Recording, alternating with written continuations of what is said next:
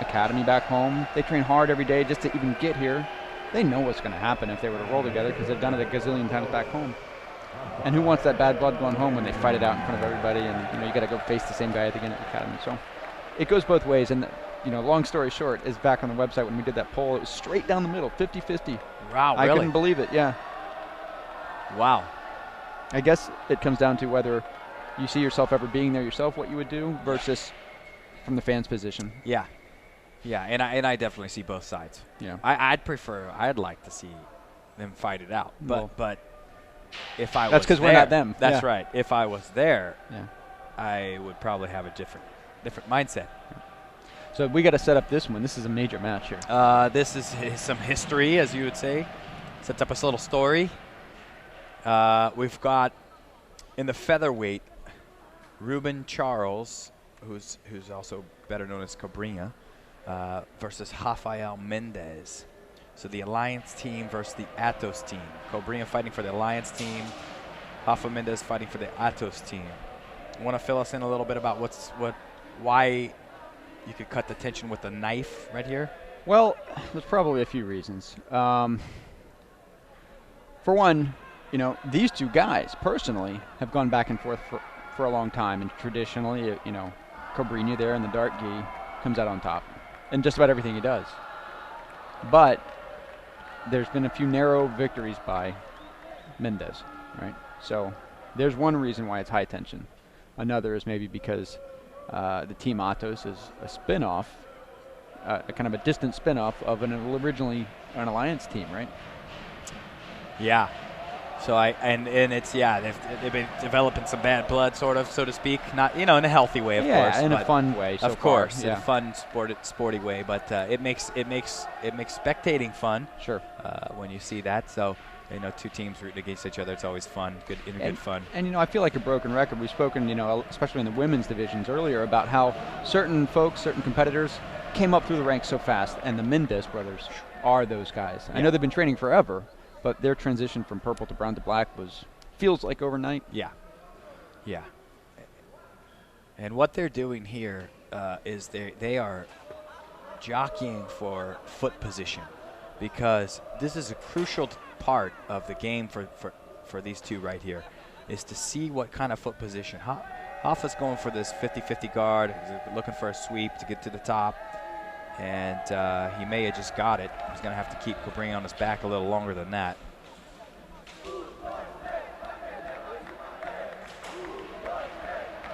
So it's quite technical what they were doing right there. They're both sitting down, but they're working on. Right. And I'm glad you brought that up, because if you've watched the Mundials or the Pan Ams recently in the past few years, you've seen this sort of thing a little more than in the past. Yeah. But it is kind of hard to wrap your head around. Yeah, especially if you've not really seen jiu-jitsu before, like two guys sitting on their hind ends, like what are they doing? But there's so much grip fighting going on. You can kind of see it there. There's so much fighting with the leg positions going on just to see who's going to get to the top position. So it looks like Mendes does indeed have 2 points up on Cobrinha already. So now he's up 2-0. And now the emphasis is on Cobrinha obliging those 2 points with his own. So now he's got a grip on the sleeve. He's going to roll back over, and he could now get to the top. There he goes. And for some perspective, Cobrinha is the defending champion, right? Yes. Right. Last year, Rafael Mendes came in 3rd place in this division. But we've seen this year already Rafa Mendes beat Cobrinha since. So it's going to be an interesting final here. And I'll be honest with you, Sean, when I see this, I still haven't gotten my head around all the details here of the nuances of this. Yeah. Sometimes it leads to 50-50 guard, which is, in the grand scheme of things, kind of a novelty. I don't want to say novelty in a bad way, but it's a new thing in that sense. Yeah, there's a lot of tricky things that are happening. That they're both. Right now, he's looking to get back to the top, and here he goes, and it's that grip on that far leg. Now he's grabbing the lapel to secure a little more of that grip, get that grip a little tighter. But there he goes. If he gets that far leg, he's bound to pretty much get on top. So there's a fight for that, you know, and that's now Cobrinha clears that out, and now he's really in what they call the 50-50. You know what I call it? Leg spaghetti. It does look like leg spaghetti. Because I still have a hard time figuring out what's going on here. Yeah. Now he's going to get this far leg. But it's not.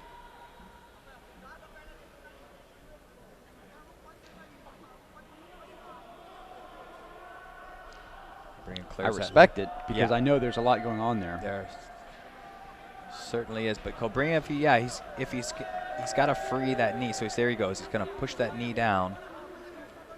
It looks like he's going to go for a toe hold to help. I'll threaten it a little bit. Yeah, here. and Hoffa goes to his own toe hold. Now they're both in toe hold wars.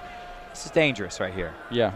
Because one person is usually liable to be in. That's on tight right here. I do believe that Cobrinha is wickedly flexible, but Hoffa had a good position there. We saw earlier today, because that's not uncommon for, at this level, somebody to slap on a toe hold like that. And they're flexible, or for whatever reason, they're not that threatened by it. But earlier today, you know, Rafael Freitas of Gracie Barra was kind of assisted away from the mats by the medics when he did not tap when he should have to that exact thing. Yeah, it's a position you don't really feel that much until your foot breaks. Until something's gone. Yeah. So here, Hoffa's going to get back to the top position. So now he's doing a good job of scoring points off of the leg spaghetti. That's the new term for it. Yeah. We're going to go with that. So now it's up 4-2. So Cobrinha's going to get back underneath here. He may look for an omoplata, drop down to a knee bar here. It's a nice combination. Knee bar, omoplata, back to the knee bar, back to the omoplata. If he drops his left knee down to the center, there he goes. And then when Hoffa brings that, that's nice. Going for a sweep here, and he's going to get it. Cobrinha needs to come up. Yep. Come up. Looks like he's got the grip to make it. He's going to make it back to the top. So, but Hoffa accepts that position to get back to his 50-50 because he's quite confident, I believe, that he can re-sweep back now. And Hoffa leads got a by toe hold of his own. Two advantages, and but that's on as well. That is on, and it is tight. And I think we see a little grimace in Rafa Mendes' face. His legs are a little stuck right now. Cobrinha's giving it up for the moment. Gives it up. And now they're both going after it again. Now, they're basically in identical positions, so they both have that same foot lock. They both have the same ability to try to get to the top. Now Rafa switches it for a knee bar, and that's on. That's tight. Not anymore. But that was tight for a second there. It did look bad. Yeah. Cobrinha peeled Rafa Mendes' knee up, which alleviated that stress of that knee bar.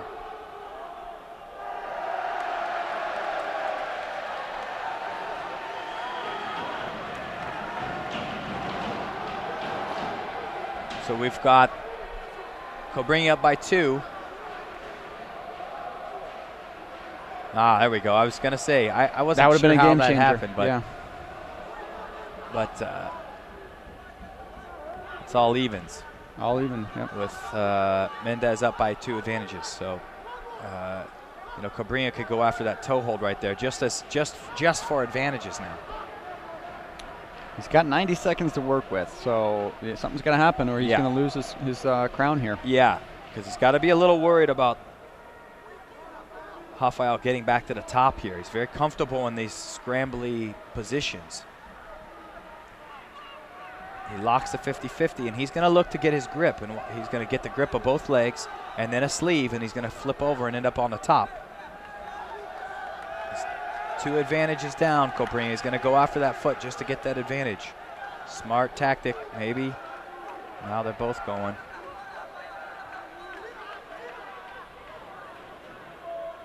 Dangerous footlock battles.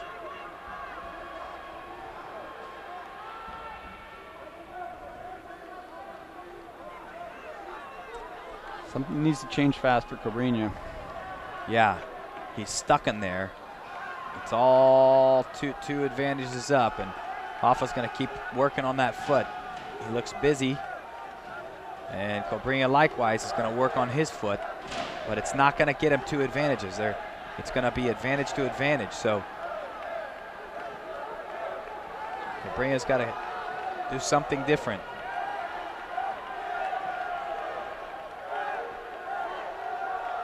And it's going to be time.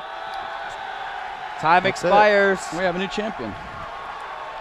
Rafa Mendes does it. 2010 world champion, featherweight.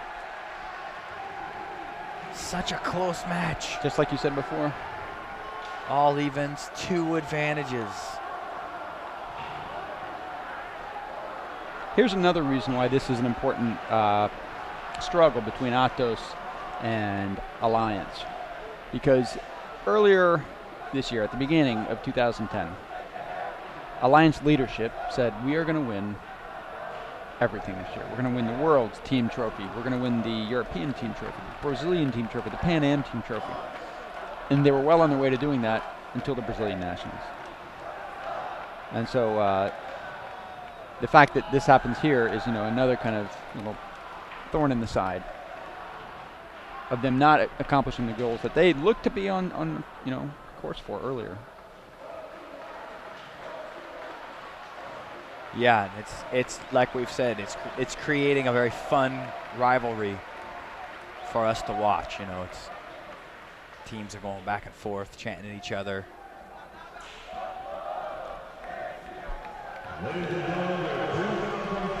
Rafa Mendes.